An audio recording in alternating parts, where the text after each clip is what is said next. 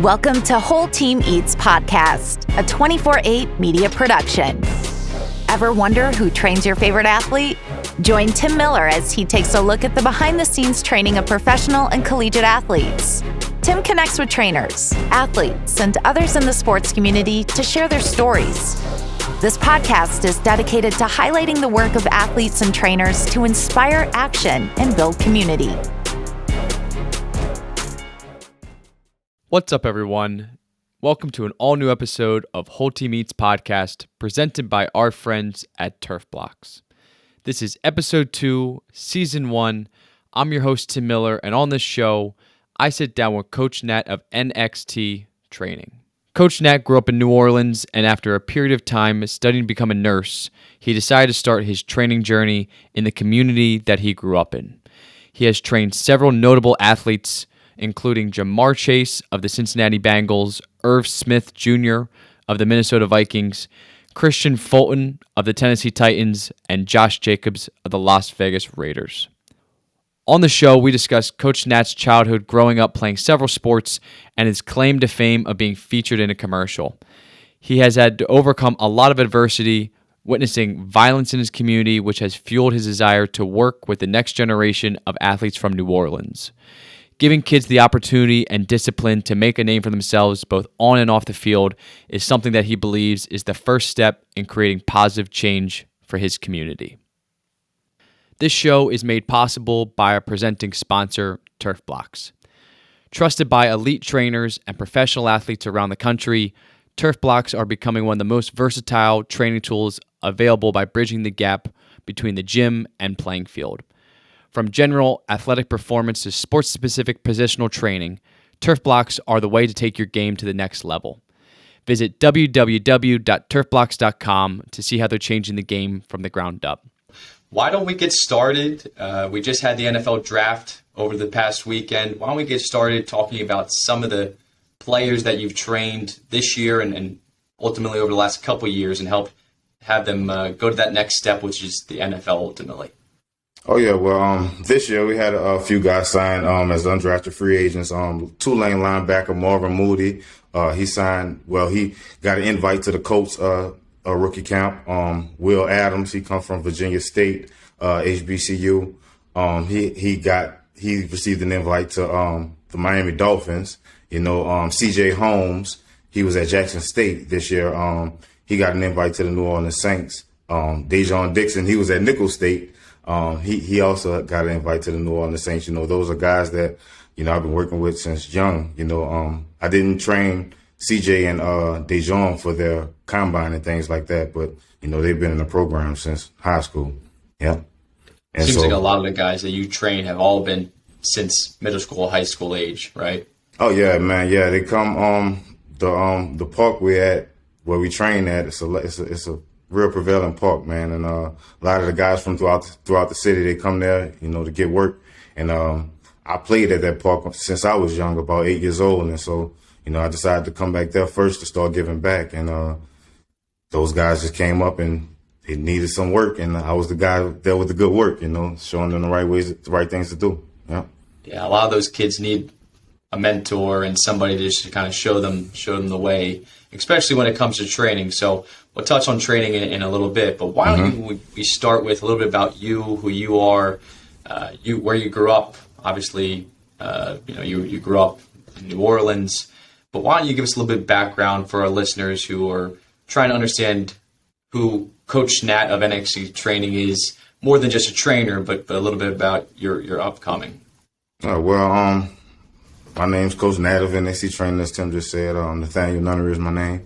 I started training in 2015. I was actually going to school to be a nurse. And so during that process, when came time for me to take the nursing exam, I had basically a thought, like, do I really want to be inside a building all the time, things like that, in that type of environment? And being from New Orleans, it's a lot of poverty, a lot of crime, a lot of kids with some idle time. The education system is not as prevalent as we would want it to be, and the things, the after school activities are not as prevalent as we would want it to be. So, with that being said, it's a lot of crime, so me knowing a lot of the kids that's leaving this earth, either getting killed or getting incarcerated, or me knowing the people that's hearing about the people that's doing it, like these are not all bad people, you know. I mean, just with the proper guidance, the proper structure, you know, they all have talents and abilities. They can just take these things and use them constructively and go in the right direction, you know. So me just thinking, being in nursing school, I learned all the muscles of the body. Being an athlete, I played every position on the field growing up, so I had extensive knowledge. I've always been a student of the game, always wanted to be the best, so learning and preparing myself with that.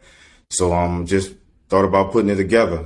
As you know, Louisiana and New Orleans is famous for gumbo, so put it together and made my gumbo. Yeah.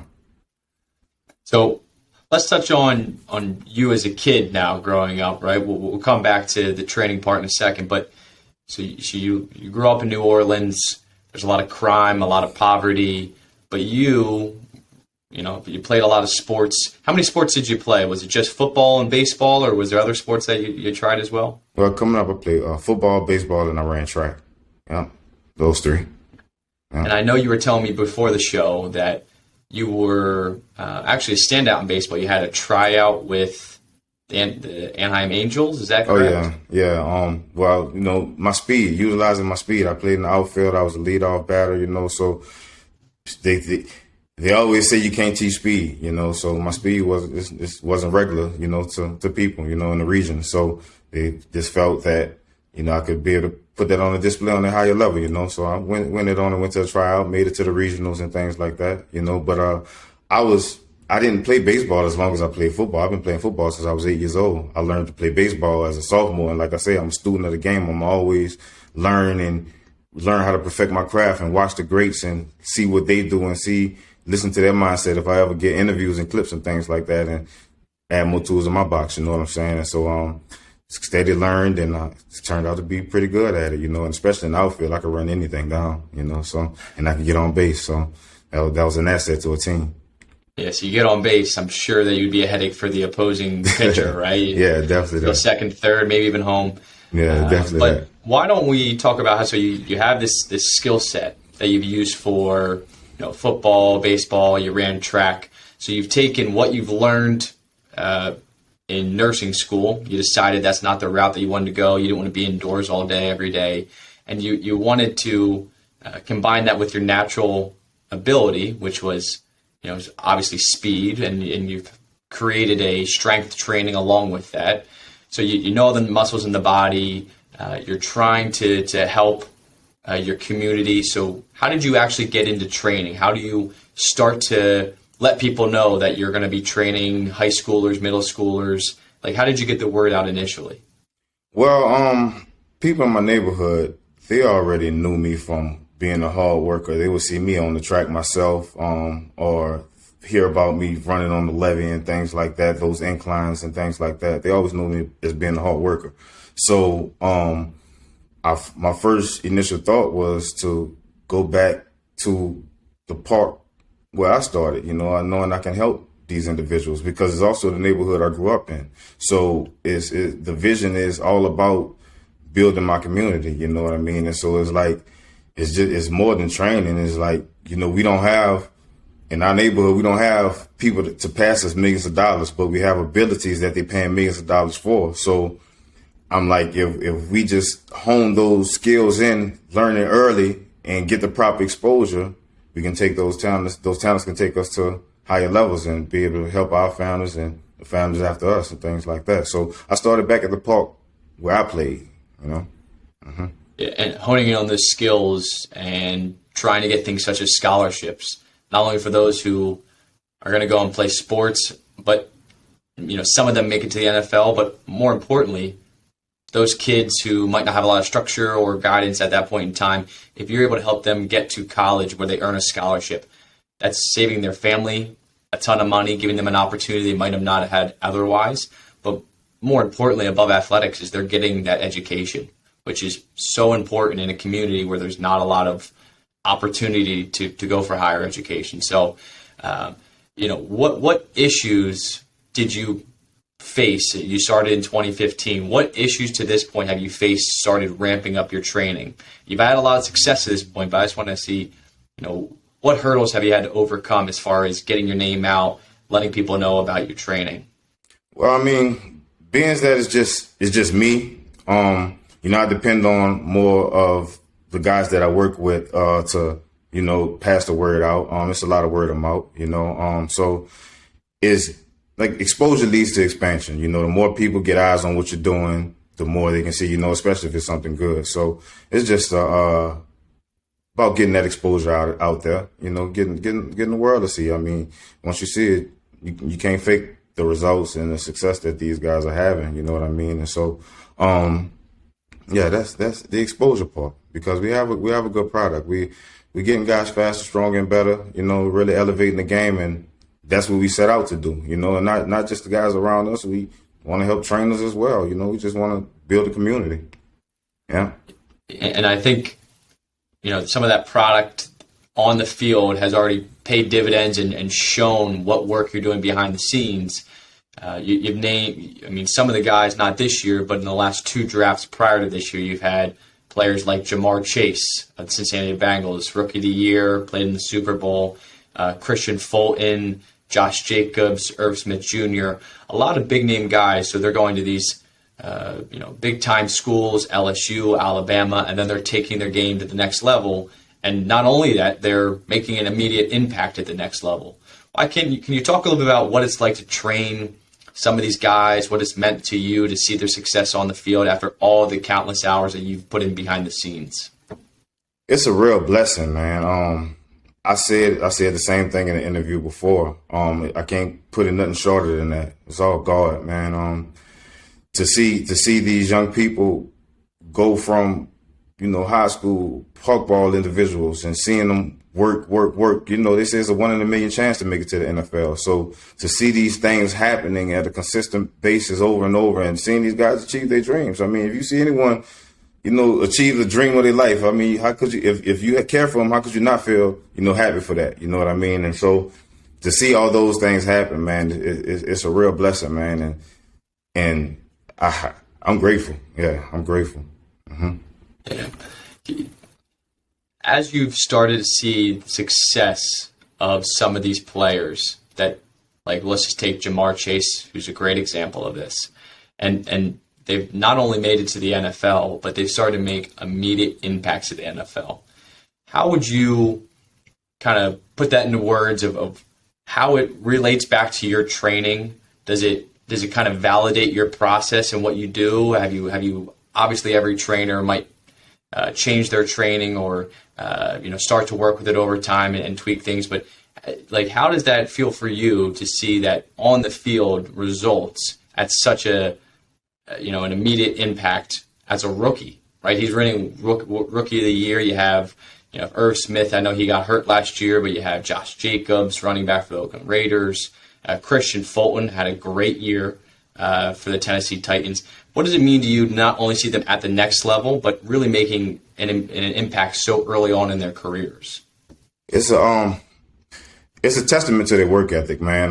To see the training translate to the game, I don't really see that too much. You know what I mean? And I mean just the coaching points, because it's more than just we're running through drills. I'm actually breaking it down. What's cover 1? What's cover 2? What's cover 3? I'm showing them how to run this 10-yard out route, this post corner or this corner post and things like that. I'm showing the quarterbacks how to take the drop steps and things like that. Like I said, I played all the positions coming up, so I had to learn it. So being that I have a holistic view of it, I have a bird's eye view. I know what each player should do, and I know what the player should do to be able to stop it. You know what I mean? So just putting all these things together, and those guys, they keep showing up, and they're just sponges. You know what I'm saying? And so to see the drills that we do when no one's looking, to them doing it on Sundays or Monday night football or Thursday night football, it's amazing, man. It's truly a blessing. Yeah. Would you say that the mental part of the game is equally as important as the physical aspect? Like, a lot of these guys have God-given talent already, but what percentage of the time are you working on the mental part of the game? Is it equal as the physical training? Is it even more sometimes, where a lot of that stuff's almost just as important as the speed training, the strength training, but really being a standout from from the film room is just as important for a lot of these guys. And I know for a lot of the younger guys, it's kind of teaching them that discipline early on is this is what it takes to get to the next level.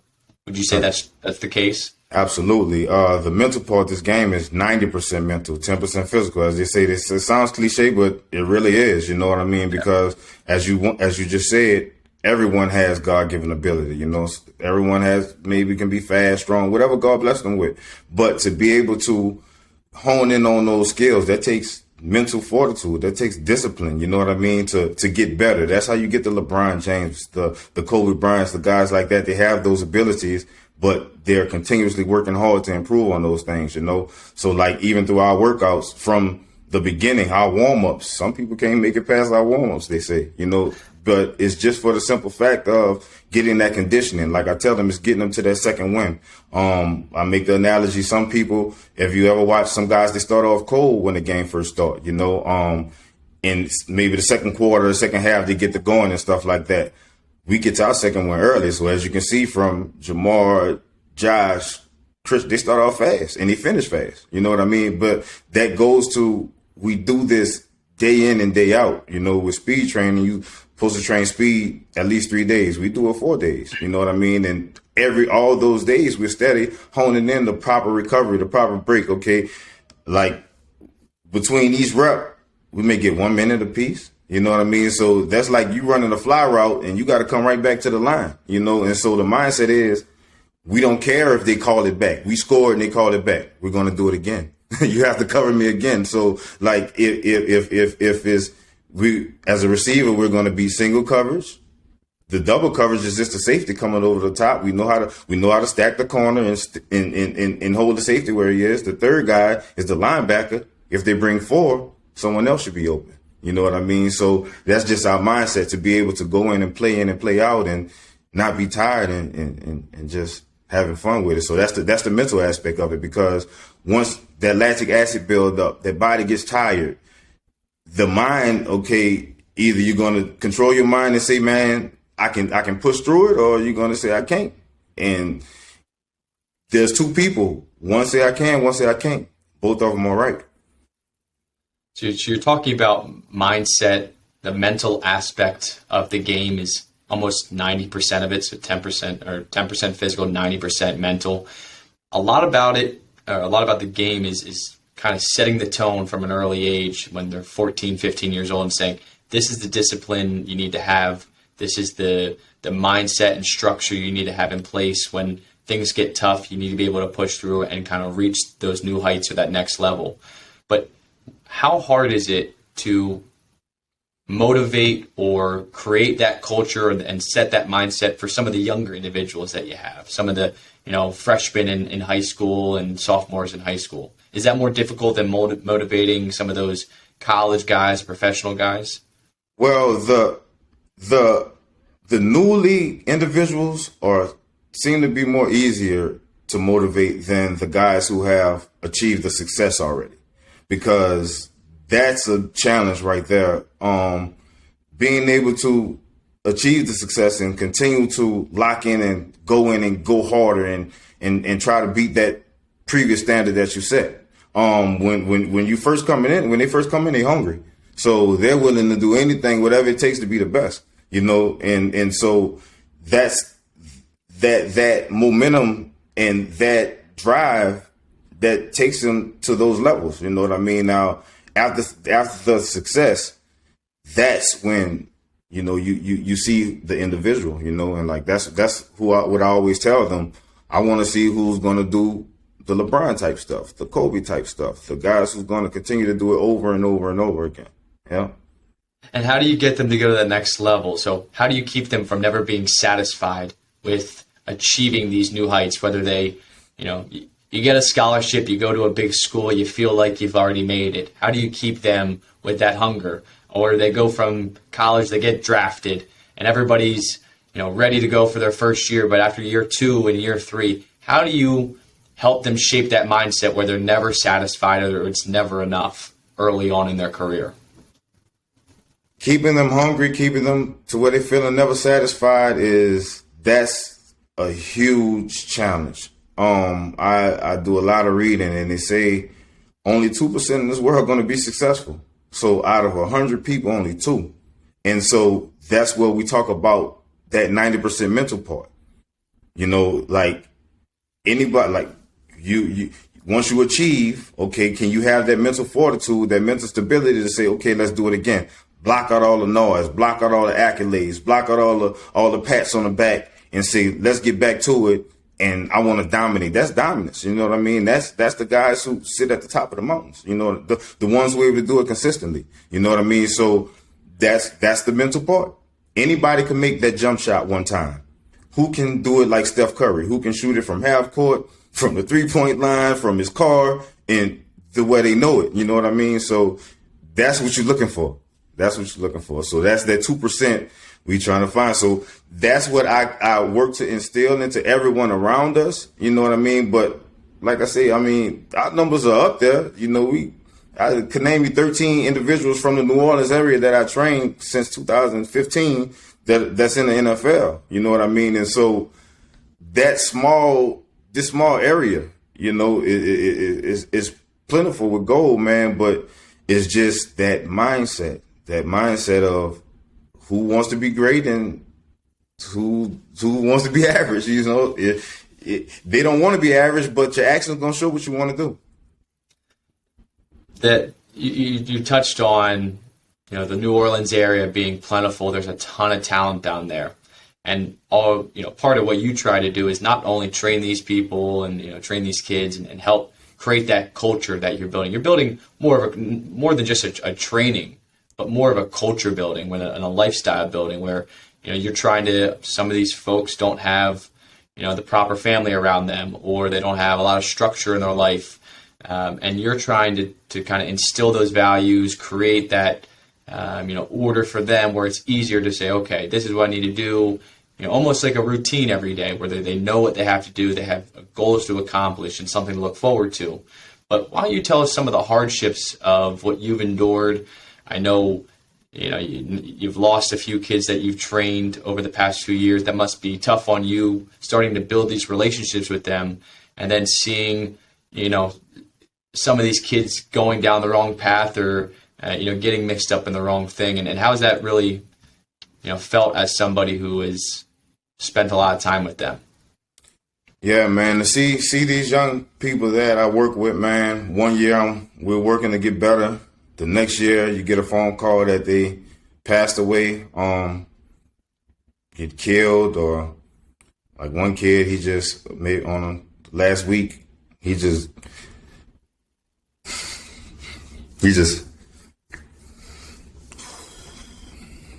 excuse me, he just got caught. In New Orleans, we don't have too many parks that's open for recreation. So they was playing by the Mississippi River, and is no gates or anything to keep them from out of there. And so, you know, they was just being kids. You know, as kids, you do crazy things. 15, 14, and 8-year-old. The 14-year-old was on a log by the water, and not knowing and understanding the currents of the river, she fell in. And the 15-year-old, one of the kids that I trained, he jumped in to save her, as well as the other little sister. And they was missing they just found the boy. I think the girl still is missing. But yeah, man, it's rough, you know. So like I tell people, just as I can show you as many athletes making it out of here on Sports Center and winning awards and winning Super Bowls and playing in Super Bowls and winning national championships, I can show you people that are trained that it's not here no more. You know what I mean? And we're working to create that change of building infrastructures and education systems and recreation systems for not only them, the ones that are coming up behind them. You know what I mean? To be able to uplift each other, man, because we can't wait on nobody else to do it for us, because it's obviously it's not happening. You know, I mean, they suspended the search on them after the first day And we were hearing talks that they were still searching, but the father was on Instagram Live saying, "There's nobody out here. It's just me and the neighborhood. We don't have no help out here." Yeah, that's tough to have, kids that you train and build these relationships with, and then, whether it's, crime or just kids being kids and not understanding certain situations. New Orleans, I know, has a lot of different crime, but for you to be a positive influence in there and trying to create that change. I remember ever since the first time that we connected about a year ago, maybe in the last year, and our call was not all about training, but it was more about who you are and what you're trying to do as far as creating that change.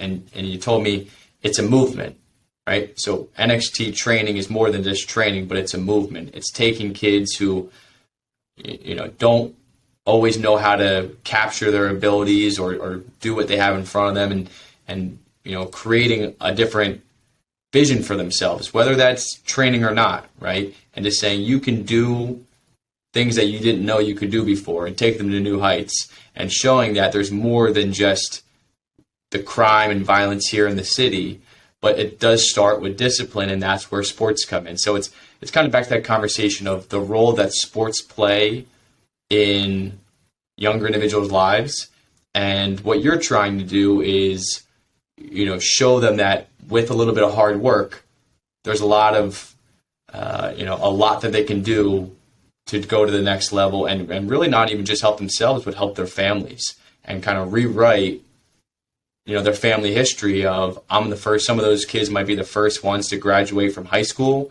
to go get a college degree, and to go get a job in a field that otherwise wasn't attainable before they had some structure like somebody like you in their life.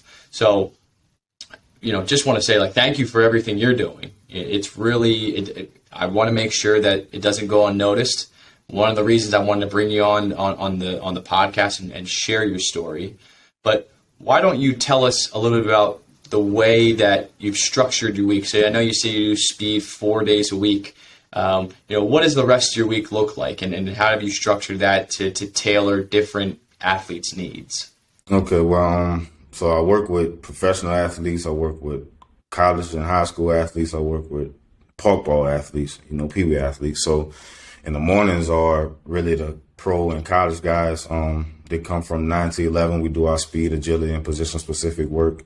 Then from about 11:30 to 1 p.m., we do our weight training and things like that. And then in the evenings, 7:30 to 8:30, I have the Pee Wees, ages from 6 to 13 years old. And then from 8:30 to 10 p.m., I have the 14 and up to high school guys, So just working to serve everybody, man, and help everybody the best way I can, So, and as they can see, and as it's shown, what makes it the blessing of it, the same thing I tell, Irv, Jamal, the college guys that I work with.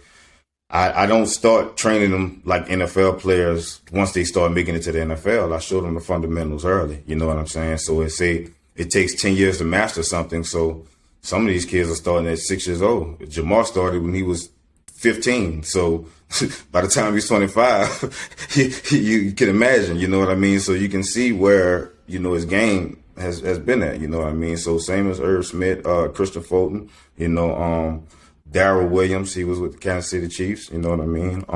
Stuff, guys like that, man. And so just showing them early, man, showing them early the proper training and proper techniques early. Now they start lifting weights once they make 14. We don't have the 13 and under lifting weights and stuff like that. Yeah. And is that just for letting them their bodies mature before they start lifting weights? Is that the reason why? Yeah. Just I can do other things as other things like resistance bands, things like that, body weight. We use different terrains. We train on inclines. That helps build power for them. We on the field. We do a lot of resistance training. I pull them with the bands and things like that, helping them to functional movements for them. So preparing the foundation of their body. So once they get to 14 and things like that. Instead of that foundation being built on sand and you putting a building on it and it falls, we're going to build that foundation on concrete. Now you can stack whatever you want on it. Now we injury prevented. Now we go further. So they say the NFL career lasts 3 to 5 years.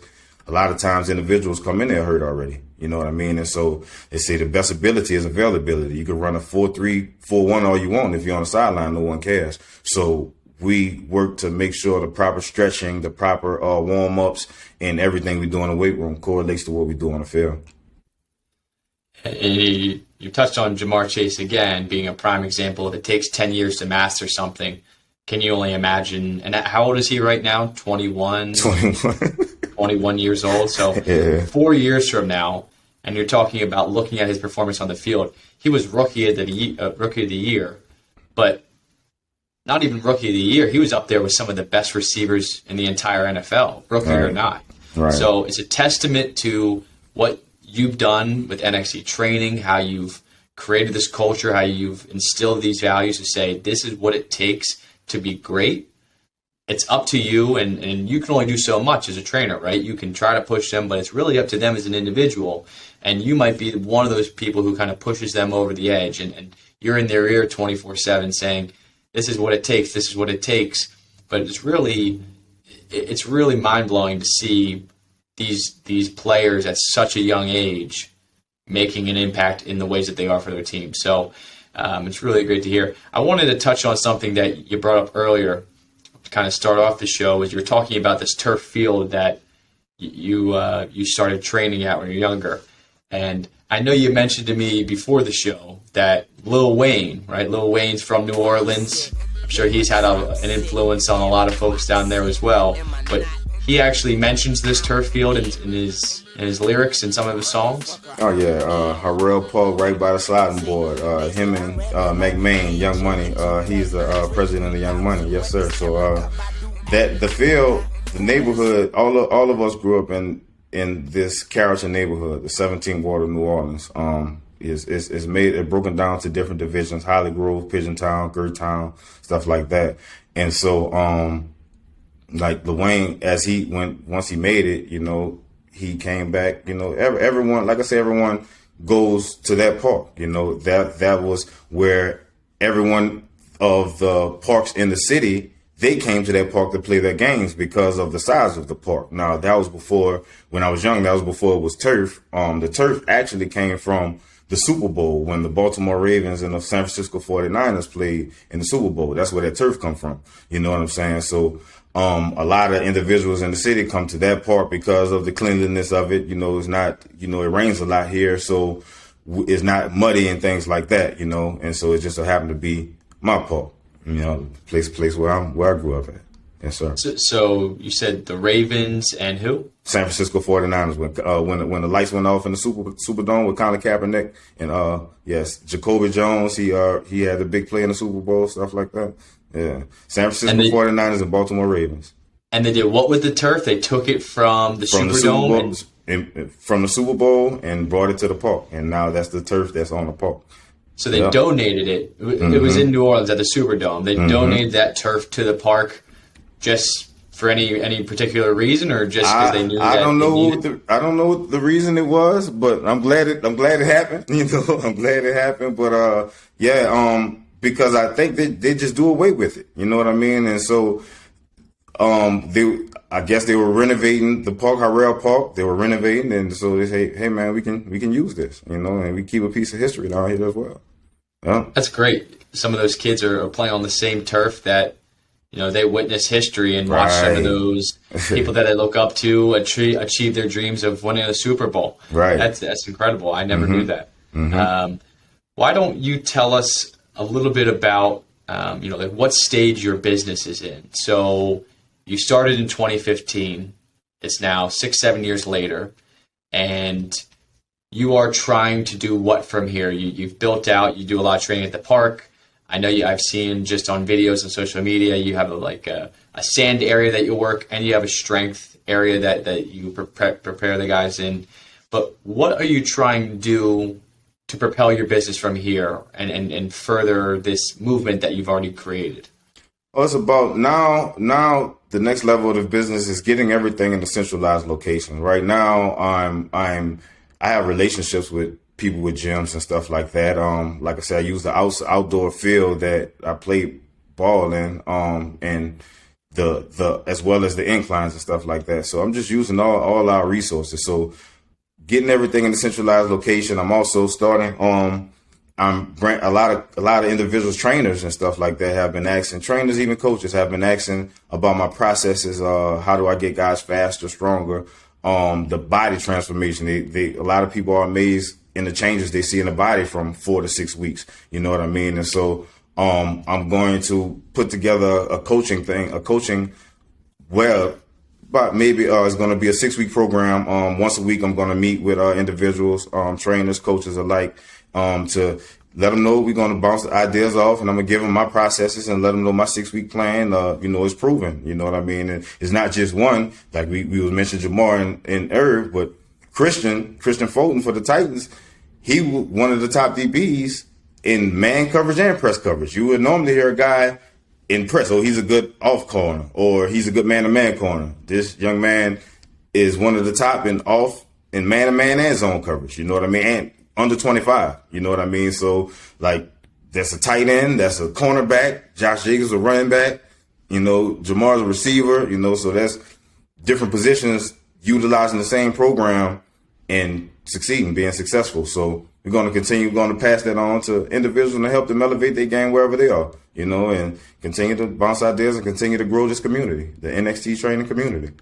Yeah. And do you want to do this predominantly in New Orleans, or do you want to branch? Are you talking to trainers across the country, or is this basically just where you are currently? I've been getting messages from people from California, from Florida, from, you know, they see the work, you know what I mean, and they see the consistency. So they reach out, we talk, you know, I'm open to anyone if they're about the positivity, you know what I'm saying? So we talk, and I just thinking about it, I say, okay, I'll put something together it's for everyone. Yeah, it's not just for New Orleans, it's anyone who wants to add some tools to their box. Huh? That's great. Something I did want to touch on that we're already kind of past it at this point, but you know, we were talking the other day prior to the show, and you told me that, was it you or someone in your family saw it, but you actually were on a commercial that was aired on Nickelodeon. Right? Yeah. So you're watching Nickelodeon, somebody in your family sees this commercial, and you're on TV. Why don't you tell us a little bit about how that came to be? Oh yeah, man. So my aunt, that was my aunt. She called me one day and was like, Nat, we just seen you on Nickelodeon. I never got the episode. I'm trying to find it to this day. So if we have any resources out there that can get Nickelodeon archives, let's see that. I was in 1993. But we had there was a commercial, a sports drink commercial, like they have Gatorade and stuff like that. It was a 10K commercial. 10K, all sport. It was an all sport commercial. I said 10K, it was an all sport commercial. And so they said there was a young kid, you know, he was mimicking Bo Jackson, playing all the sports. He went to football practice, mom ball and baseball practice, soccer practice, things like that. And so I used to always visualize that type of thing of me playing all the sports and basically doing that type of thing. I always looked up to Bo Jackson. I'm a Raiders fan. I got a Chiefs hat. I'm a Raiders fan though. But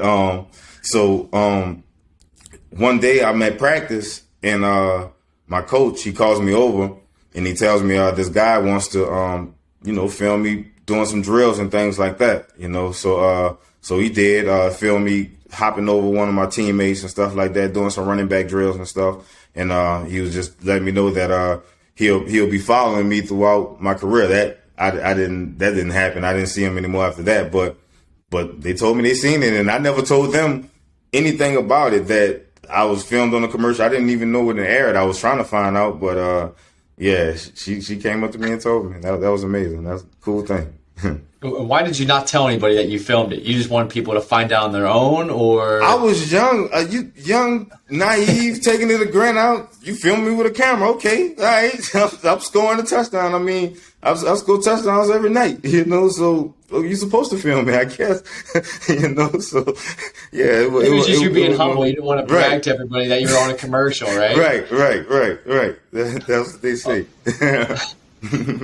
That's great. Yeah. Man. Now that you've made it to this point, so like I said, you've come over these last 6-7 years, your training has evolved, you're starting to get the word out, you're starting to actually communicate with other trainers about this 6-week plan that you have to get athletes bigger, stronger, faster. What advice, if you could go back to the start, what advice would you give your younger self?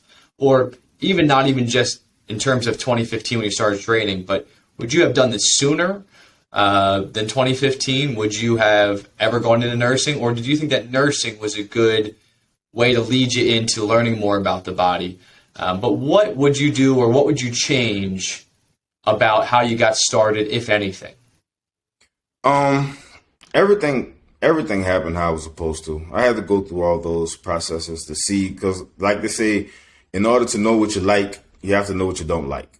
So that kind of used that method. I did a lot of work, a lot of different jobs coming up. You know what I'm saying? So, and seeing what my purpose is, I know this is it. You know what I mean? And so that nursing thing, that just, like you say, add more tools to the box. Now I understand the functions. It's a deeper level. It's more than me just watching LeBron talk about what he did. It's more than me watching Tom Brady talking about what he did. I understand what his trainers are talking about. I understand what his doctors are talking about. So therefore, I can show these kids early how to protect their bodies and be injury prevented. You know what I'm saying? And so that is priceless. You know what I'm saying? It's priceless, you know, because like I said, the NFL career lasts 3 to 5 years, and I see a lot. I see it day in and day out, different ways of people moving and different things they're doing. And I'm like, man, whew, you know, but you know, I'm grateful. It helps tremendously to have that knowledge. Yeah, I figured that a background like yours could be a great way to kind of learn that side of training, not just go out and do some speed drills, but understanding how the body functions, how the body works, learning the muscles, understanding what these doctors and trainers are talking about is really something that's going to help you over your training career. But you touched on your purpose. When you set out to train, I know it was maybe to help the community, to take kids off the streets, to show them, some process and give them some structure in their life. But what would you say your purpose is as it relates to kind of your core values, or really what's your why? Like, why do you do what you do? Is it more about training or more about creating another life for these kids that they don't have otherwise? The why I do it is to allow them to create success and generational change for themselves and their families, and be able to give back to their communities. You know what I mean? Because they if you just have a regular job, okay, you're successful with that job, you're successful for you and your family, but it's not really it's kind of hard for you to get back to the ones, your other family, the ones that you can't, that's not in the immediate thing. So just to being able to, like I say, these abilities that we have, they're paying hundreds of millions of dollars for. So you can really help those around you create, okay, the education system is not up to par right now, but you can be a part of that change to help that become up to par. You know what I'm saying? The nutrition system is not up to par right now, but you can be a part of that change to help create that. You know what I mean? And so just showing them, setting examples I wish was set for me. You know what I mean? It's some wishing someone could have showed me and say, look, Nat, this is how, basically being a GPS for them, a guidance system, because without a GPS, you just driving aimlessly. You know what I mean? Especially if you don't know the directions, you know? And so as you touched on earlier, as far as these guys being first-time millionaires, you know what I mean? So if you never had someone to guide you, you can either go left or go right. And it's a 50-50 chance. You know, the more information you're able to accumulate about a situation, the better decisions you can make. You know what I'm saying? And so just like I'm working to put the young guys with the professional athletes, I'm working to find the people in tech. I'm working to find the people in construction, working to find the people in real estate, you know what I'm saying, to be able to show them, because everyone is not going to make it to the professional leagues. But you can get a scholarship, free education. You see what I'm saying? And so find your purpose. You know what I mean? And so like there's less loans you have to pay. There's less debt you have to incur. You know what I mean? So just that's really building the community. You know, it's not a change if nothing don't change. And so that's a part of our movement. They say, what's the change? We say, we the change. And this is how we change it. We the change. That's what I remember from our first call. You saying, we the change. That's kind of your mantra you live by. But I love what you just said where you're saying part of your purpose is to allow others to find their purpose. I just want to touch on that for a second. I think that's really important to understand that what you're doing goes just beyond you and training, but it's really allowing others to discover themselves and understand their value, because their value goes beyond just them and their God-given ability. But why don't we talk about, just to kind of wrap up here, why don't we talk about, we've seen all the athletes, you said 13, we have a lot of big names here that we've just mentioned, one in the Super Bowl, a lot in the playoffs. But why don't we talk about that next wave of kids that you have coming? Like, do you expect them to go to some big-time schools? I know a lot of those kids, they go to Alabama, LSU, SEC schools. But how excited are you about the next wave of kids that you're training right now? Man, it's amazing. Very excited because they see it, and that's what's making them hungrier. You know what I mean? So like players like Ashad Clayton, he's a running back at Tulane. He just transferred from Colorado. You know, he's a very dynamic back. Can catch the ball out of the backfield, can run. So Jamar Chase type. You'll see. You know what I'm saying? Guys like Wardell Mack. He's a high school DB. I've been training him since he was 13, 14. He's a sophomore in high school now. He got offers from Alabama, LSU, Texas A&M, things like that. You know what I mean? So he's climbing up the charts. And who else? Johannes Tyler, he's coming out. Chris Curry, he's at Utah. He's transferred from LSU. He's a running back at Utah. Looking forward to him having a good season, you know, and putting that work in. Johannes Tyler, he's at Ball State. He's a receiver, you know. So it's a lot of guys that's gonna turn some heads this year, man. You know, and so just looking forward to them coming home for this break so we can really hone in and lock in and take it to this next level. It seems like a lot of these guys that you're training right now are either going to be, we're going to be watching them on Saturdays and a few of them on Sundays, right? So that's it's great to hear that they're inspired by watching those that have come already before them. And I'm sure that helps you as well in saying, look what these guys are doing. Look how they're achieving it at such great levels already. It makes your job a little easier, not to say a lot easier. But, it's kind of motivating just to say, these are guys that I've trained. If you just follow the plan that I've placed in front of you, this can be you soon enough. So I'm sure. And that's what I tell them. I say, in a lot of them work with Jamar last offseason. A lot of them work with, you know what I'm saying? So it's the same cones, the same drills, the same quarterback throwing you the ball, the same balls. So just go get it. Just show up. Yeah, that's all you got to do is show up.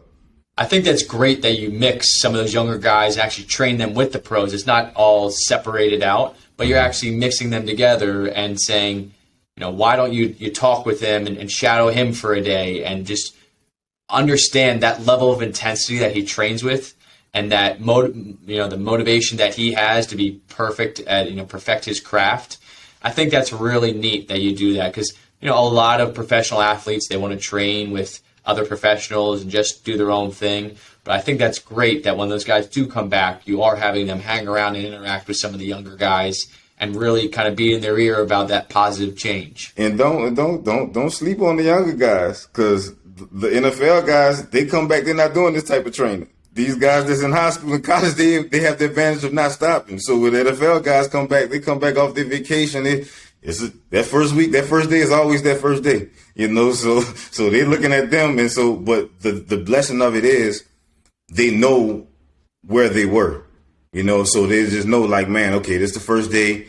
I know where I was. I just got to keep coming. It's going to be like this the first time. So everyone feels the same thing. Everyone says the same thing. Whoo, that first day, but they know where they were before. So they know where we going. You know what I mean? So it's all nice, man. It works well. It's great. Well, I think from here, we're all excited. to follow where your journey goes from here. We'll follow all the players that you have coming in the next wave, and we're excited to see what some of these guys who are already in those professional leagues, NFL most notably, seeing what they do in year 2 or year 3. But thanks again for coming on. We'll all be following you and making sure that we tune in on Sundays to watch the work pay off on the field that you've kind of put in behind the scenes. So appreciate you for coming on. Thanks again, Coach Nat. Thanks for having me, man. I appreciate everything. Peace.